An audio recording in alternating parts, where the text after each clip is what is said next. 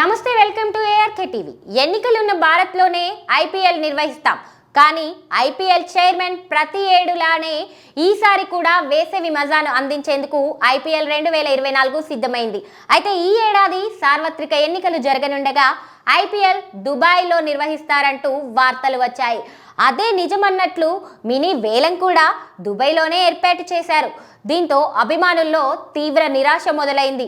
ఈ నేపథ్యంలో ఐపీఎల్ అభిమానులకి కిక్కిచ్చే వార్తను చెప్పేందుకు బీసీసీఐ సిద్ధమైనట్లు తెలుస్తోంది. తాజాగా ఐపీఎల్ పాలక మండలి చైర్మన్ అరుణ్ ధమాల్ స్పందించారు. సార్వత్రిక ఎన్నికలున్నా ఈ ఏడాది కూడా ఐపీఎల్ టోర్నీని భారత్లోనే నిర్వహిస్తున్నట్లు స్పష్టం చేశారు.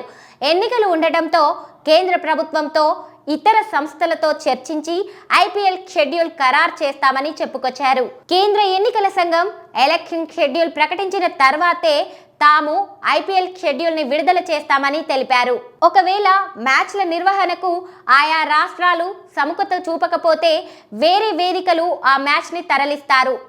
అయితే ఐపీఎల్ 2024ను ఎప్పుడు నిర్వహిస్తారనే విషయం మాత్రం ఇంకా ప్రకటించలేదు.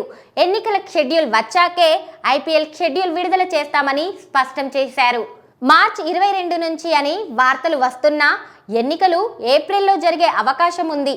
కాగా జూన్ 1 నుంచి వెస్టిండీస్, అమెరికా సంయుక్త వేదికలై T20 వరల్డ్ కప్ జరగనుంది.